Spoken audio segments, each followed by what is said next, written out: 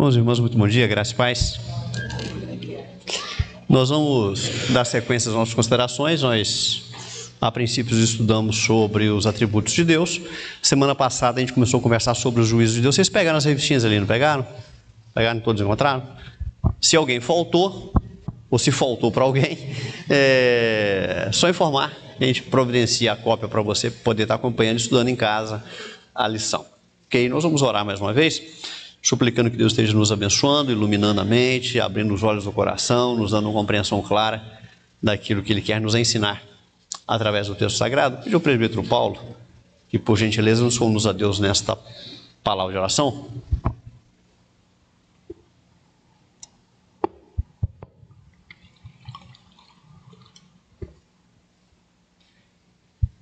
Senhor Deus, Pai querido, muito obrigado, Senhor, pelo amor, Senhor, pelo cuidado que Tu tem para conosco, Pai.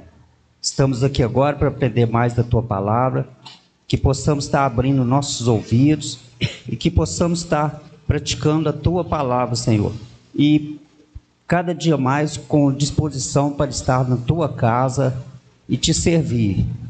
Abençoe o Teu servo, abençoe o pastor, e que possamos estar atentos para ouvir a Tua voz. Muito obrigado por tudo. Eu oro pedindo perdão pelos nossos pecados. Em nome do Senhor Jesus. Amém. Amados, antes de a gente ler o texto básico, quero só fazer uma consideraçãozinha aqui. Tivemos ontem um encontro da família, aqui na igreja, e, como sempre digo, perde quem não vem. Perde quem não vem.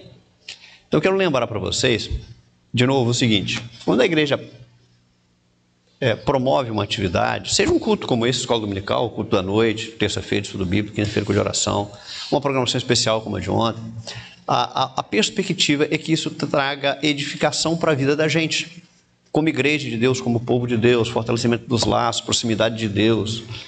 E a gente perde muito em não participar. Perde muito em não participar. Deixa de fortalecer os laços, deixa de proximidade de Deus, deixa de aprender a palavra. É um prejuízo para a vida espiritual da gente. Então, não perca essas oportunidades que Deus lhe dá. Tá? Aproveite, agarre-as assim com unhas e dentes, né? Com todo esforço, com todo empenho. Não deixa passar em branco isso não. Tá? É prejuízo para a sua vida espiritual. Tá ok? Segunda palavrinha que eu quero dizer, quero agradecer muita gente envolvida, né? O pessoal que trabalhou, vamos começar lá de baixo, né? Arranjando a quadra, fazendo as refeições. Antes de fazer a refeição tem um monte de coisa, né? Tem que comprar os trem, tem que um monte de trabalho. Pessoal que com boa vontade cooperou, contribuiu, se deu, doou tempo, ensaiou para cantar, né? Participou do culto, da liturgia do culto. Então que Deus abençoe a todos. Eu não vou começar a citar nome porque a gente acaba pulando alguém e esquecendo. Mas Deus abençoe a todos grandemente, ricamente. Domingo que vem tem mais, né? Domingo que vem é o aniversário da igreja, 101 anos, o culto da noite. Então ore pela programação, venha participar, convide seus amigos, usa o seu zap com uma coisa boa, né? Manda mensagem para os seus contatos, convidando-os para que estejam conosco, tá? Para participarem do culto de 101 anos da igreja, tá certo? Vamos acordar para essa realidade espiritual que nós precisamos levar muito a sério. Eu tenho dito isso muito para vocês nesses últimos dias. Vida espiritual é coisa séria, séria. Vamos levar isso a sério, ok? Abra sua Bíblia. Evangelho segundo Mateus, no capítulo 25.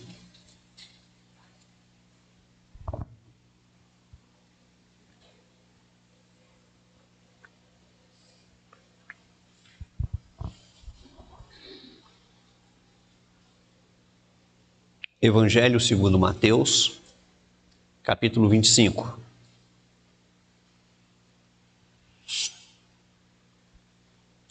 Nós leremos a partir do verso 31. Texto bastante conhecido, fala sobre o grande julgamento.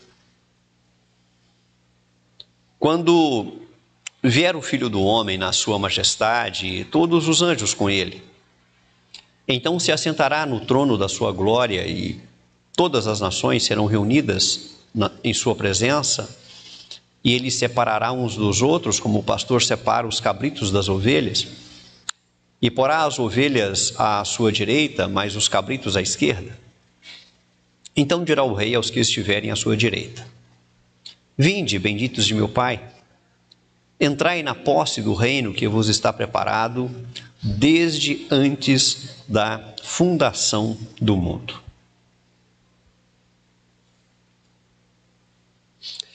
O texto que a gente leu, ou até onde nós lemos o texto, fala da ideia do juízo. E a gente conversou sobre os atributos de Deus, as qualidades de Deus. E depois, semana passada, nós começamos a conversar sobre o juízo, a ideia de Deus como juiz. Ele vem como juiz, Cristo virá como juiz. E nós observamos alguns ensinamentos que nós consideramos equivocados em relação ao juízo de Deus. Vamos relembrar rapidinho, só para a gente puxar a corda. Primeiro deles, a história do mundo. Muito bem, dona Maura. A história do mundo é o julgamento do mundo. Então eu disse para vocês que nessa frase nós podemos individualizá-la. Aí eu posso dizer assim: a história do Silvio é o julgamento do Silvio. Qual o problema dessa frase? Desse conceito teológico? Primeiro problema é que nós estamos atribuindo aos problemas da vida, às dificuldades que nós enfrentamos no dia a dia, e convenhamos que todos nós passamos por alguns problemas e algumas dificuldades. Nós estamos atribuindo a isso juízo de Deus. Então vamos lembrar que nem todo o nosso sofrimento é juízo de Deus sobre nossa vida, porque nós sofremos porque estamos no mundo caído, que jaz no maligno, que foi contaminado pelo pecado. Mas vamos lembrar também que Deus pode sim aplicar juízos temporais na vida do crente. Hebreus nos lembra disso. Você lembra o que Hebreus fala? Se estáis sem correção, não sois filhos. Porque que pai há que ao filho não corrija? Então, muito das nossas experiências ou dos nossos sofrimentos, é claro, pode ser a mão de Deus pesando sobre nós, dando uma puxadinha de orelha. Mas o que nós não podemos fazer é confundir juízos temporais com juízo final ou eterno. Uma coisa é uma coisa, outra coisa é outra coisa. Então, juízo temporal é uma coisa, esse trato de Deus conosco, por alguma razão. É um exemplo interessante disso, por exemplo, é Jó, homem bom, íntegro, reto, temente a Deus, se desviava do mal e orava, era uma oração. E as coisas começam a dar errado para ele, começam a dar errado para ele, começam a dar errado para ele, sofrimento, sofrimento, sofrimento. Os amigos vão lá amigos da onça, né? E acabam criticando Jó: você está em pecado, você está em pecado, você está em pecado, e colocam mais fardo sobre a vida daquele homem, e no entanto Deus estava trabalhando a vida dele, né? Mas não era o diabo? Não era Deus, porque lá no final do livro Jó vai fazer uma declaração interessante: antes eu conhecia, sou de ouvir, agora meus olhos te veem. Então Deus trabalhou a vida dele a partir do sofrimento. Era bênção na vida dele. Bom, vai entender isso, né? A gente só entende isso depois da história, né? Na hora do sofrimento é complicado entender isso. Mas Deus trabalha a vida da gente dessa maneira. E que bom que ele trabalha, né? Então isso é um conceito errado. Primeiro problema é esse. O segundo problema desse conceito é que se o juízo do mundo é a história do mundo, se o juízo do Silvio é a história do Silvio, se o juízo do João é a história do João, se o juízo do Antônio é a história do Antônio, ora, não haverá então um juízo final.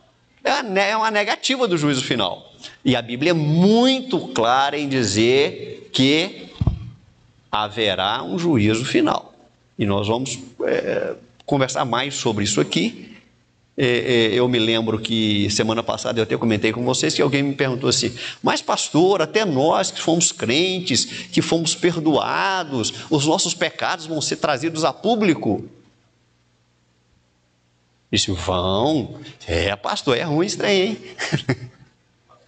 Sim. Traz o microfone para o Diácono Elias, por gentileza.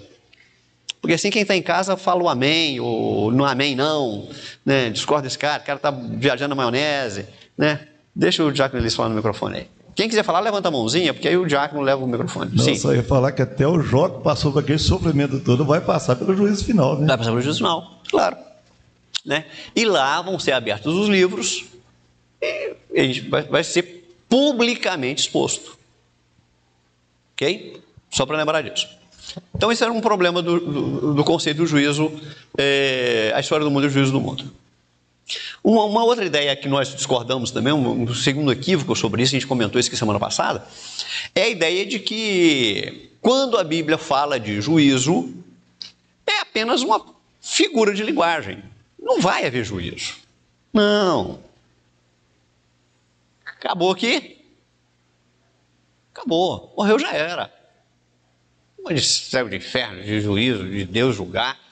Um dia desse ainda, essa semana, eu vi um camarada, não sei quem, não faço ideia de quem seja, e nem quero fazer, mas falando: não, vocês acham que Deus, que ideia de Deus mais errada, que coisa mais absurda que essas igrejas fazem. Imagina se Deus vai pegar um camarada, condenar esse camarada para o inferno, aí chega lá no inferno, pela eternidade o diabo está lá com um garfo, fincando o garfo nessa pessoa. Falei: pelo amor, é muita informação errada em 10 segundos de vídeo, né? Mas é muita informação errada, né? O cara sabe nada do que está falando, né? Dá até tristeza ouvir uns troços desses, né? Então, mas a ideia então de que não haverá um juízo é uma ideia equivocada. A Bíblia é muito clara em dizer isso: haverá o juízo, é um dia determinado por Deus, né? Um terceiro equívoco que nós vimos é que esse juízo vai acontecer 1, 2, 3 vezes, né? 3 momentos diferentes. A gente discorda disso, embora isso seja muito... As pessoas usam, quem diz isso, usa muita argumentação bíblica para dizer isso. Tem a parousia, Jesus vem, a igreja... Cadê o fulano? Cadê o presbítero Natanias? Sumiu. O cliente Natanias está lá conversando com ele, de repente olha para lá, quando olha para o... Cadê o Natanias? Já era. Cadê o Natanias? Foi arrebatado. Foi arrebatado. O cara está dirigindo o carro bate, bum. Por que bateu? Cadê o motorista? Sumiu o motorista. Foi arrebatado. Gente, é um conceito completamente equivocado sobre o juízo de Deus. Aí a igreja é arrebatada, o mundão fica por aqui, 7 anos depois Jesus volta, 1000 anos de história de pregação, no final de 1000 anos um terceiro julgamento. Espera lá. Não é, a Bíblia não ensina isso. Embora muitas igrejas evangélicas defendam esse conceito. Mas isso não é bíblico. Não é bíblico.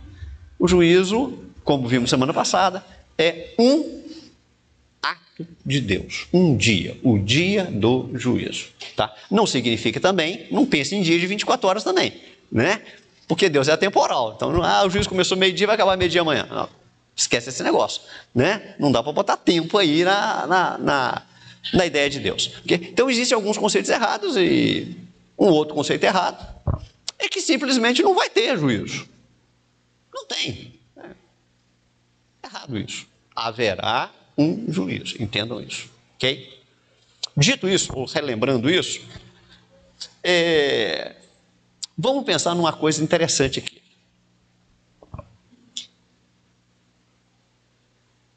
O juiz... Quem é mesmo?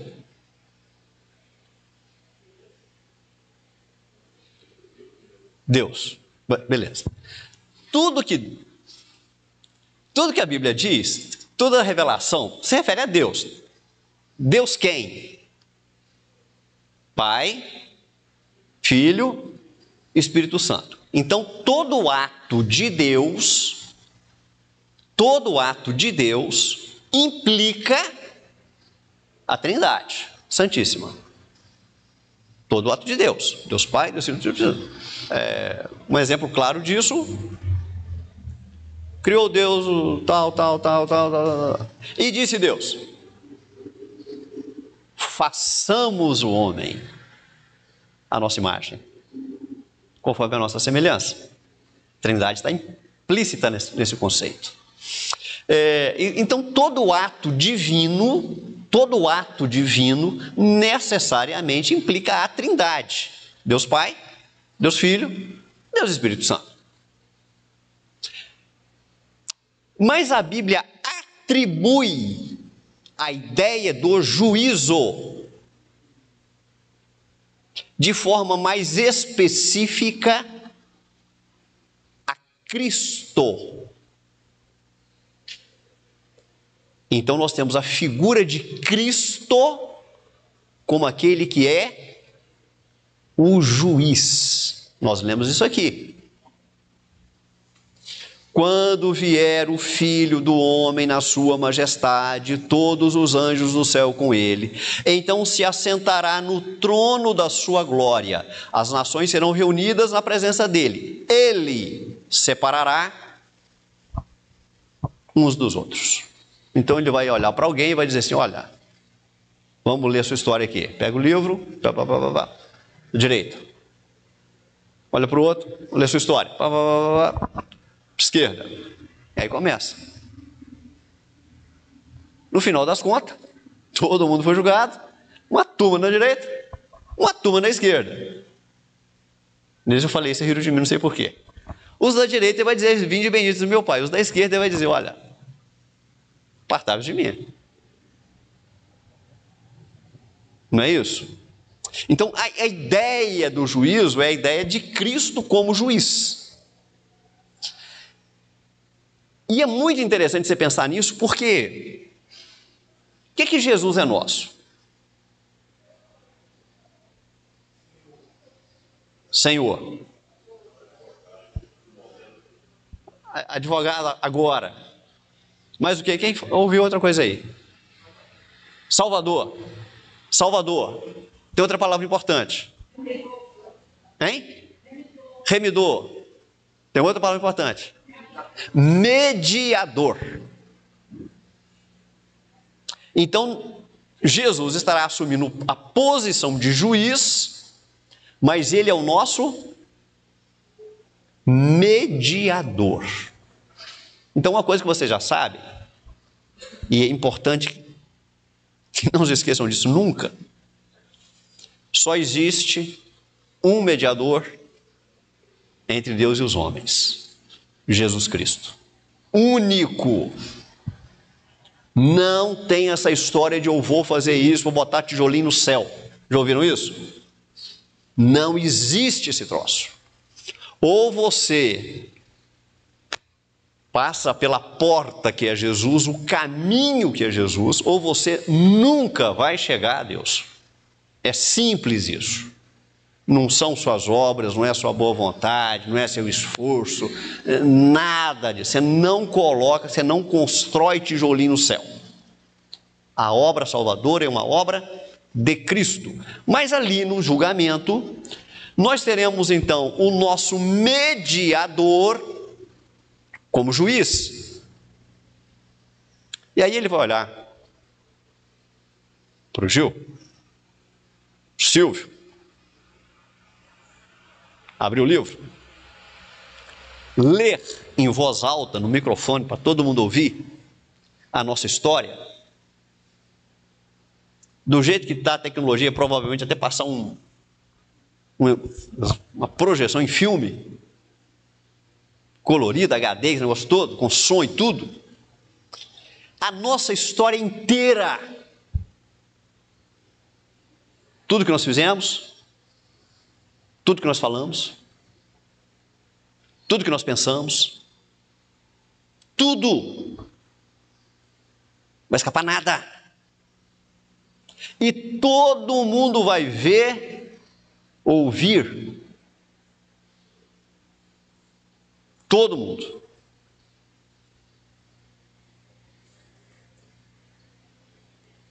A gente só vai passar por isso porque não tem jeito, né? É um julgamento. As provas vão vir. Mas aí o juiz expôs-nos assim publicamente, vai pegar o carimbo. Não sei se o juiz faz isso, não sei, nunca vi isso, mas então quem pega o carimbo e bata lá no projeto. Como é que é? Faz isso? Não sei se ele faz isso. Assina lá, dá o alvo, assina lá. Esse camarada aqui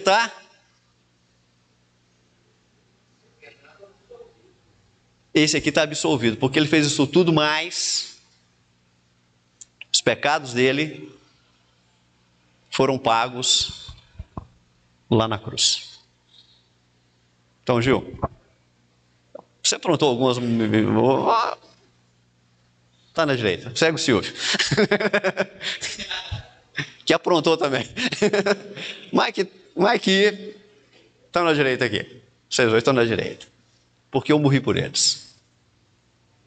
Aqueles porque ele não morreu, ele vai ler, olha. Não tem aqui sacrifício por vocês, não.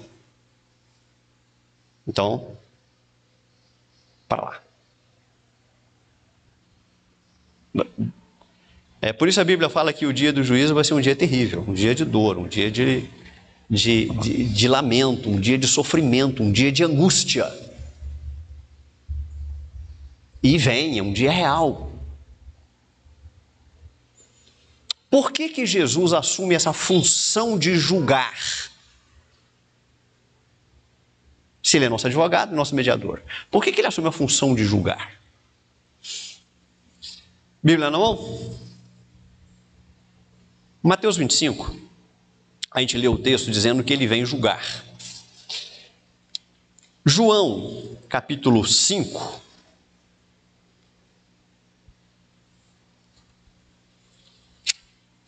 João 5.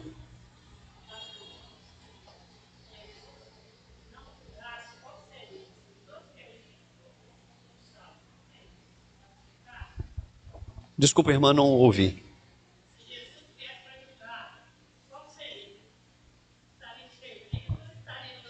Jesus virá para julgar.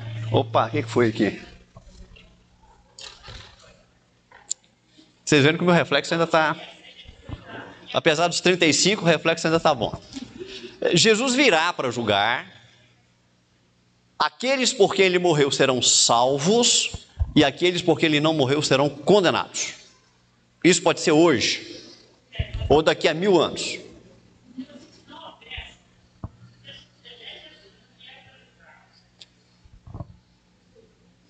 Não. Esse si da irmã não existe, porque ele vai vir. Isso. Então a gente está imaginando uma coisa que... A gente está imaginando uma coisa que não vai existir. Ele virá para julgar. Se ele não viesse na cruz, nós estaríamos todos perdidos. Isso, né? Aí é outra. Isso. Se ele não tivesse vindo morrer em nosso lugar, nós estaríamos todos perdidos. Tá? Aí o juízo já estava dado. Tá? Aí não é questão dele vir para julgar, ele vir para morrer em nosso lugar. Entendeu? Então tá bom. João 5 que eu falei? João 5, 27. Vem falando sobre a missão do Cristo. E Jesus, no verso 27, vai dizer: e lhe deu autoridade para julgar, porque é o Filho do Homem. Leram aí? Quem é o Filho do Homem? Quem lhe deu autoridade para julgar?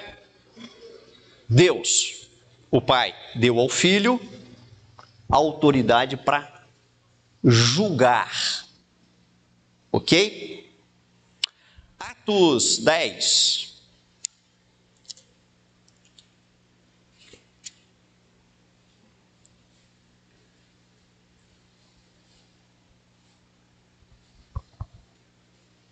Verso 42. e nos mandou pregar ao povo e testificar que ele é quem foi constituído por Deus juiz. De quem? Dos vivos e dos mortos. Então note que a minha história não é meu juízo. Ainda que seja morto,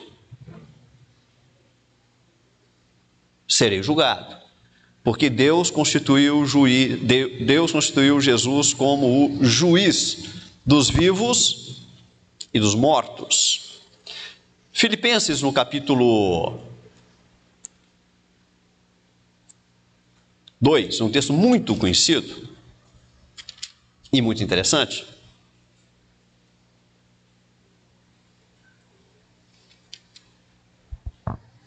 Porque a gente pode fazer uma outra pergunta, mas por que Ok, o texto é claro em dizer que Deus deu a Jesus essa autoridade de julgar. Mas por que ele mesmo não assumiu essa posição de juiz? Paulo nos esclarece isso em Filipenses 2, dizendo a partir do verso 8: assim mesmo se humilhou, está falando de quem? De Jesus, tornando-se obediente até a morte de cruz. Aí vem: pelo que também Deus o exaltou sobremaneira e lhe deu um nome que está acima de todo nome, para que ao nome de Jesus se dobre todo o joelho nos céus, na terra e debaixo da terra, e toda língua confesse que Jesus Cristo é o Senhor, para a glória de Deus Pai. Sabe o que significa isso? Que o ato de tornar-se juiz é uma exaltação, ou parte da exaltação que Cristo recebeu pela obra que ele realizou. Então ele vem a esse mundo, já se humilha, fazendo-se carne, e o Verbo se fez carne. A humilhação do Cristo começa quando ele se torna um de nós. Ele vai crescendo e vai se humilhando mais e mais e mais e mais, até a morte. E morte de cruz. E o que é que fez Deus? Deus o exalta pela sua obediência. Como é que começa a exaltação do Cristo? Na ressurreição. Deus o ressuscita. E Deus lhe dá um nome acima de todo nome. E Deus o constitui juiz. Então esse processo de Cristo como juiz e mediador faz parte desse processo da exaltação do Cristo, é que Deus lhe concede pela obra que ele realizou. Ok? Mas nós ainda podemos perguntar, embora já saibamos a resposta, mas é interessante a gente olhar no texto: quem vai ser julgado? Nós já vimos que serão julgados os vivos e os mortos. Sabe o que significa isso? O salmista já cantava isso, num salmo que eu acho lindo.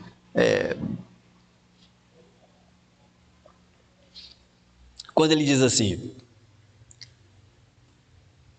para onde fugirei da tua face? Lembra dessa pergunta? Para onde fugirei da tua face? Se eu subo aos céus, lá estás. E se eu colocar na minha cama, no abismo mais profundo? E se eu me esconder num lugar completamente escuro? A luz e as trevas? Mesma coisa. E se eu colocar umas asas e sair voando até a alvorada?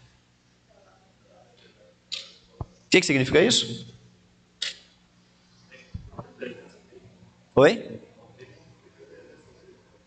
A presença de Deus é uma presença inescapável. Não tem para onde correr. E se eu estiver morto? Não muda nada. Não muda nada. A presença de Deus é uma presença inescapável. O juízo de Deus é um juízo inescapável. Não tem como fugir disso, não tem como esconder, não tem para onde ir. Haverá o dia do juízo. E nesse dia, Jesus fará, em relação à igreja, olha, tem a igreja e tem a não igreja. É igreja e não igreja. Em relação à igreja, Jesus fará 3 coisas. Primeira delas, ele vai completar a nossa redenção. Lembram daquela frase que às vezes as pessoas ficam assim meio confusas com ela? E que está lá na nossa doutrina? Hein? Sabe a frase? Já, mas ainda não. Já, mas ainda não. Eu já estou salvo, mas ainda não. Oi? Não estou no céu. Sou pecador. Existe na minha vida sequelas do pecado. Eu ofendo a santidade de Deus. Eu estou salvo e vou para o céu, mas ainda não estou lá. Na figura de Paulo, do linguajar de Paulo, é muito bonito isso. Ele vai dizer assim: está reservado para mim a coroa da vida, que eu ainda não alcancei, mas prossigo para o alvo. Primeira coisa que Cristo vai fazer: completar a nossa redenção. Segunda coisa que Jesus vai fazer: ele não abriu o livro e não leu, não botou as nossas misérias todas à vista de todas as pessoas. Ele não mostrou para nós e para os outros o quão pecadores nós somos. Não fez isso publicamente. Vocês lembram que eu já disse para vocês que ninguém vai entrar no céu e ao entrar no céu vai dar uma olhada assim, ver aquela coisa maravilhosa, ficar muito feliz, né? Lógico, né? E vai dizer assim, tão alegre que vai dizer assim: eu estou aqui porque eu mereço. Ninguém vai fazer isso. Quando nós entrarmos no céu, depois que aquele livro foi lido, que a gente ouviu, relembrou coisas que a gente até tinha esquecido, que publicamente a gente foi exposto daquela maneira, não se engane, o evangelho constrange.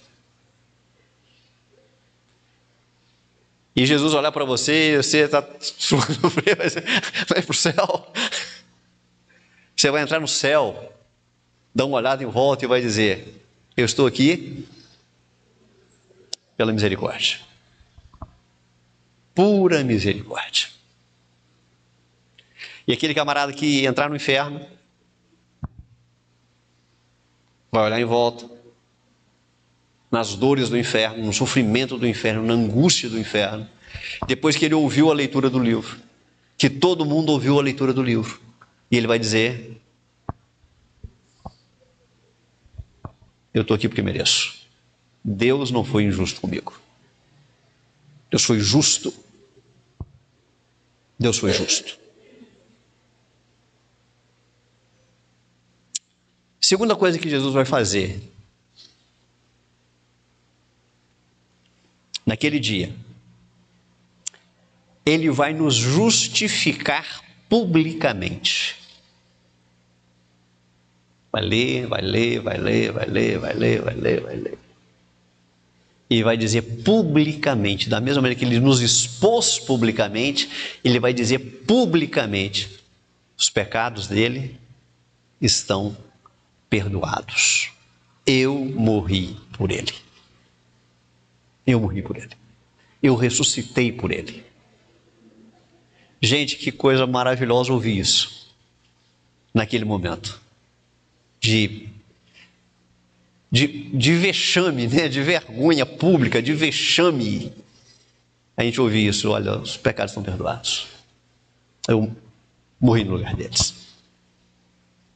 E a terceira coisa que Jesus vai fazer,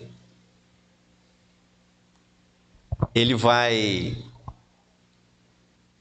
remover de nós as últimas consequências do pecado.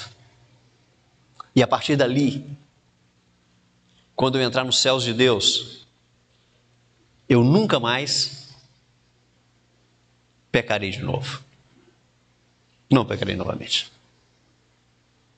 Não só não pecarei novamente, como eu não sofrerei as misérias que o pecado trouxeram para a minha vida.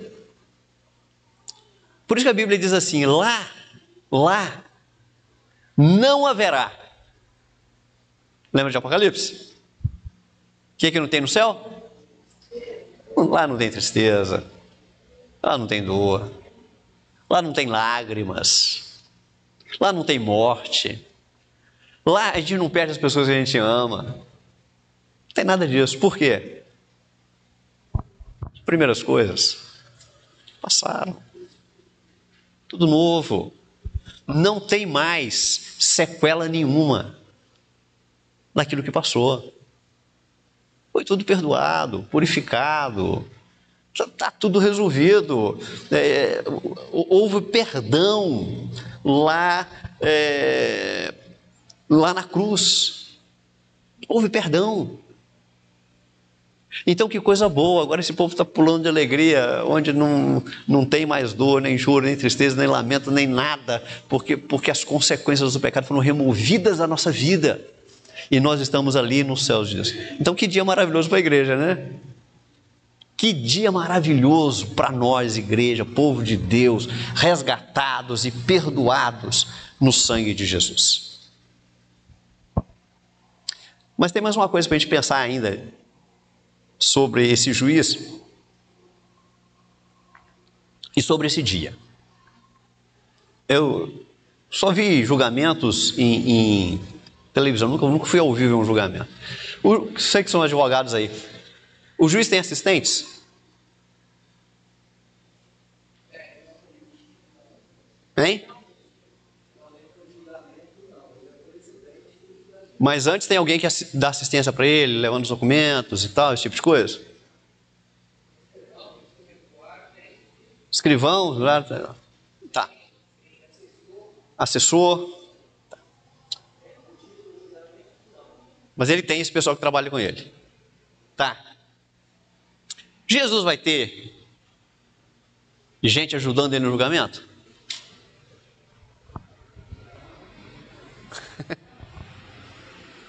Vamos fazer uma votação aqui? Jesus vai ter assistente? Vai ter ou não vai? Isso, muito bem, Brentaliza. Jesus vai ter assistentes.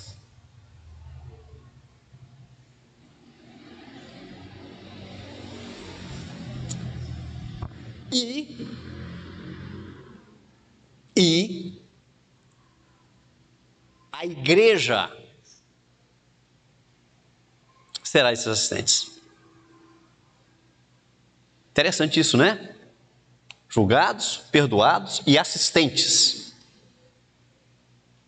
Agora, nós vamos ver isso aqui no texto aqui, eu vou citar para vocês. O que nós vamos fazer como assistente de Jesus? Só Jesus sabe. A Bíblia não fala.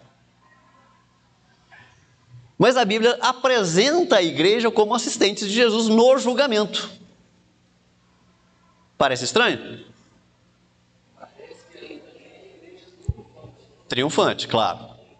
Igreja triunfante. Nada a ver com essa igreja. Só para lembrar a separação, quando o presbítero Natanista fala da igreja triunfante, ele está falando da igreja verdadeira, dos salvos. Né?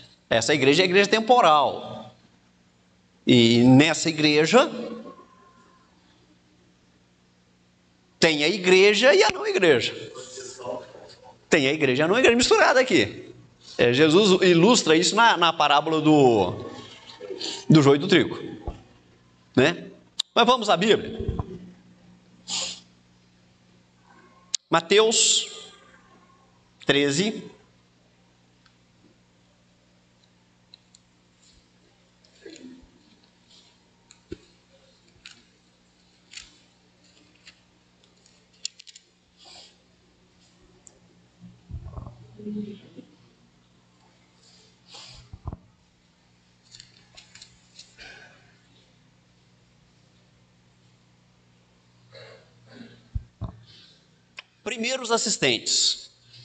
Primeiros assistentes. Não está falando da igreja em Mateus 13, mas primeiros assistentes. Mateus 13, verso 41. Mandará o Filho do Homem os seus anjos, que ajuntarão de todo o seu reino os escândalos e os que praticam iniquidade. Blá, blá. Quem são os primeiros assistentes de Deus no dia do juízo? Os anjos. O que os anjos vão fazer? Juntar o povo, levar o povo para lá. Sair procurando, pegando todo mundo, levando para lá. No verso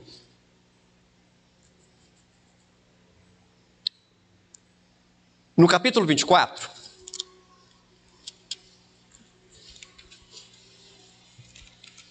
capítulo 24,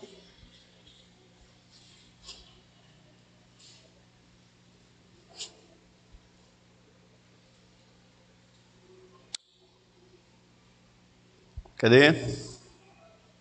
De novo os anjos. Ele enviará os seus anjos com grande clangor de trombeta, os quais reunirão os escolhidos dos quatro ventos.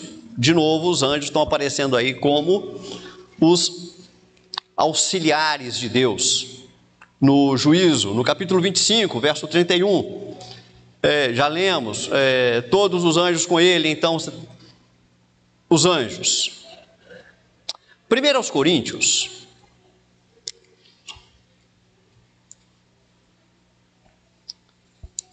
capítulo 6,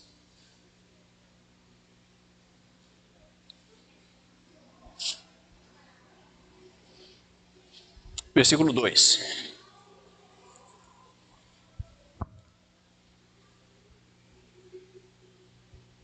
Ou não sabeis que os santos, quem são os santos? Os salvos. Ou não sabeis que os santos hão de julgar o mundo? Ora, se o mundo deverá ser julgado por vós, sois acaso os indignos de julgar coisas mínimas? Esse texto é muito interessante, porque na igreja de Corinto estava tendo muito problema. Um falando do outro, reclamando do outro, irmão pegando irmão, levando irmão na justiça. A coisa estava... Aí Paulo diz assim: vocês não sabem que os santos vão julgar o mundo? Vocês têm que pegar a coisa da igreja e levar para o mundo julgar? Né? Pelo amor de Deus, né? Os santos hão de julgar o mundo.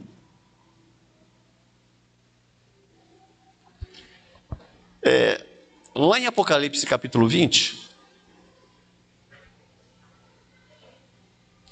deixa eu voltar aqui em Coríntios, que eu deveria ter lido o versículo 3, que é muito interessante. Ou não sabeis que os santos hão de julgar o mundo? Olha o versículo 3.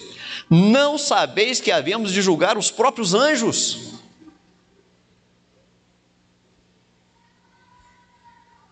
Olha bem. Então nós temos pelo menos dois assistentes, dois tipos de assistentes. Primeiro tipo, os anjos. Segundo tipo, a igreja. Gente,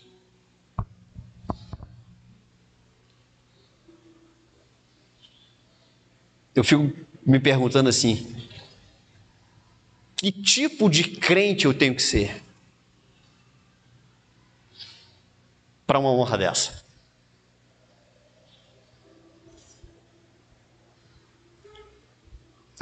Até que ponto eu devo me envolver e buscar envolvimento com a obra de Deus, com o reino de Deus, com as coisas de Deus, para uma honra dessa?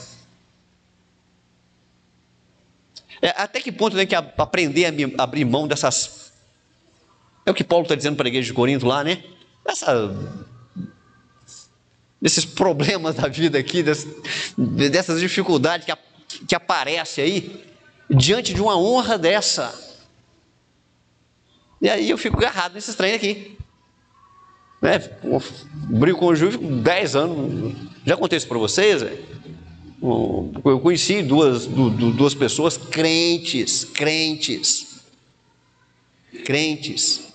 parentes de sangue. Ficaram lá 10 ou 20 anos, não sei se conversavam um com a outra, por causa de um ovo. Cantando no mesmo coral. Pelo amor de Deus. Pelo amor de Deus. É impressionante. Dureza do coração do homem é uma coisa... Se Deus não tiver misericórdia...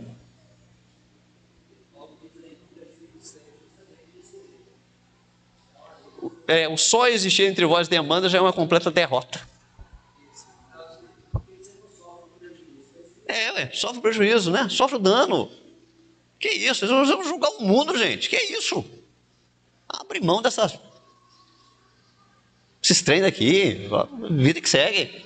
Né? Por isso que eu falo para vocês, viva no mundo com olho na eternidade.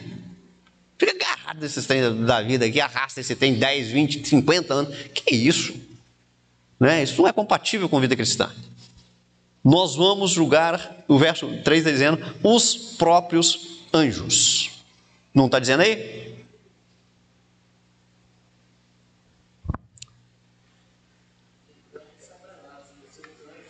São anjos, o diabo é anjo. Pode ser, pode ser esse tipo de anjo, né? Lá no Salmo 149,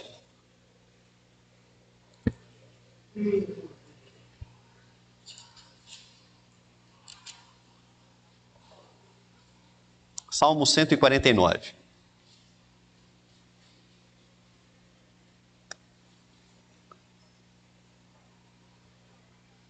Verso 5. Exultem de glória os santos, no seu leito cantem de júbilo, nos seus lábios estejam os altos louvores de Deus, nas suas mãos, espada de 2 gumes. Uma referência aqui? Palavra. Para exercer vingança entre as nações e castigo entre os povos. Para meter os reis em cadeias e os seus nobres em grilhões de ferro. Para executar contra eles a sentença escrita, o que será honra para todos os seus santos. Aleluia. Gente, isso aqui é privilégio que não tem fim. E a gente fica perguntando, né, de novo, né, que tipo de crente a gente tem que aprender a ser, que eu tenho que me empenhar para ser, que eu tenho que lutar para ser. Por isso que a gente entende aquela expressão de Paulo, por exemplo, eu esmurro o meu corpo. Esmurro. Porque se a gente não brigar com a gente mesmo e não brigar feio com a gente mesmo, a gente fica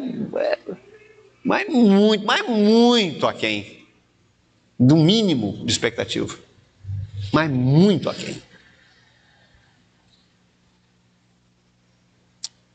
Mas, como eu disse, é difícil para a gente entender o que isso significa, né? O que nós vamos fazer nesse julgamento de verdade? Aí algumas pessoas dão algumas ideias. Mas lembrem-se, como são ideias, a gente está no campo da hipótese. E campo de hipótese é um campo perigoso, não é? Ah, pode ser, quem sabe. Aí a gente está num terreno minado, né? Não areia movediça, aí é complicado. Mas algumas pessoas levantam algumas hipóteses. Uma delas é que é que a nossa contribuição vai ser a seguinte: os ímpios serão condenados e haverá um rigor para eles por causa da nossa fé. Parece estranho dizer isso, mas quem afirma isso vai se basear lá em Mateus capítulo 12.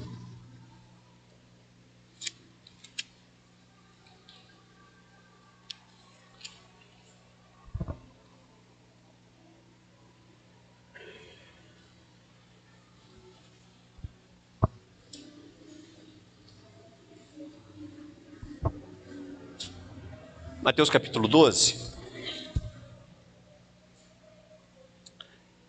vai dizer assim,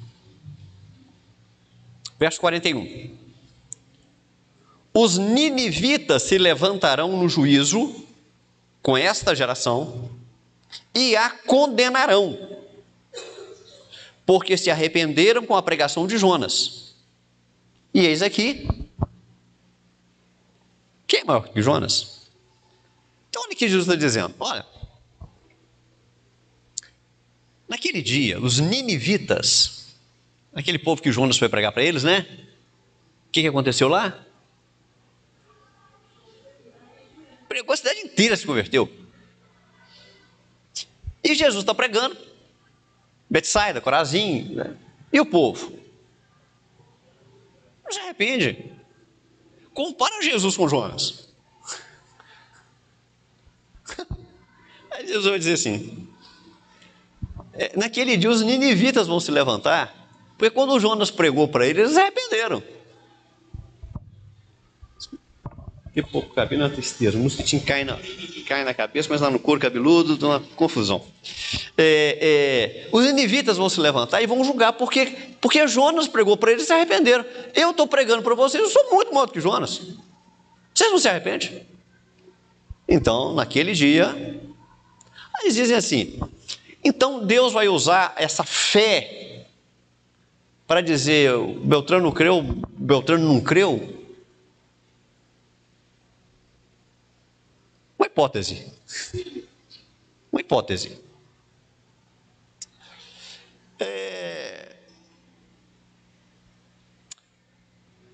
Uma outra hipótese que as pessoas levantam é a seguinte: eles vão ser assistentes no sentido de participarem do processo assistindo o julgamento.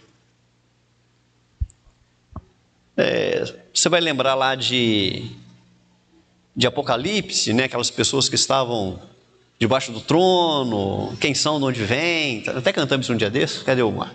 Né? Não é isso? Estão ali assistindo, então. Hipótese.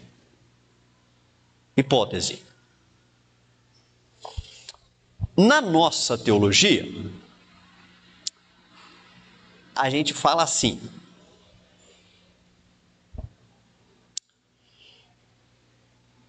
hipótese não é um campo legal para a gente andar.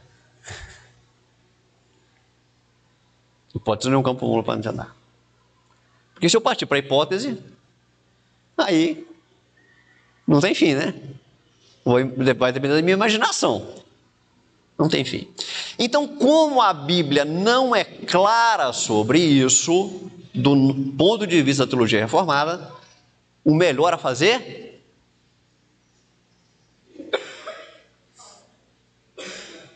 aguarda para ver o que vai acontecer. Aguarda para ver. Até porque, quando a Bíblia, por exemplo, menciona a ideia dos anjos no julgamento, o que os anjos estão fazendo? Buscando o povo o juízo. Levando para ser julgado. Então é muito difícil para a gente entender o que a Bíblia está querendo dizer com isso. Como é que nós vamos participar desse juízo? Nós sabemos que vamos estar lá. Que de alguma maneira a Bíblia diz que nós vamos julgar. Mas o mais sensato a fazer é a gente aguardar, né?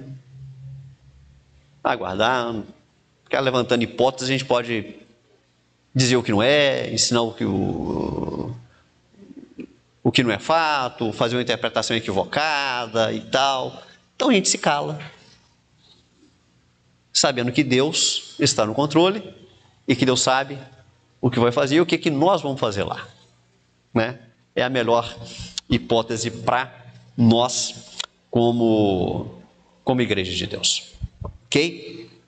Então, amados, resumindo tudo que a gente falou em 2 minutos. Primeira coisa, não se engane, não se deixe enganar.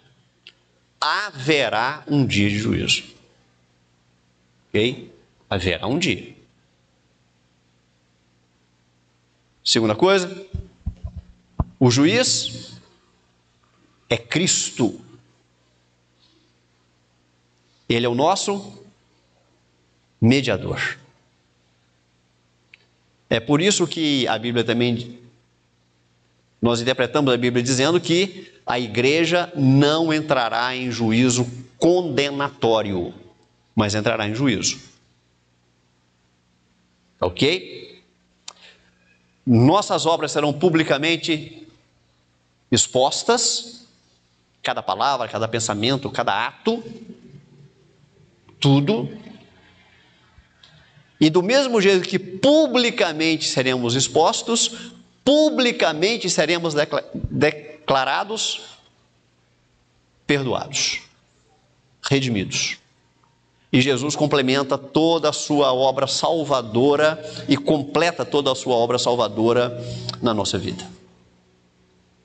A igreja triunfante participará do juízo. Qual é a nossa função? Só Deus sabe. Só Deus sabe. Mas disso tudo fica para nós uma lição importante. Que tipo de crente eu preciso ser, dada a tamanha honra que Deus está me concedendo? Eu falo muito, já falei muito para vocês isso. Quanto maior o privilégio, maior a responsabilidade.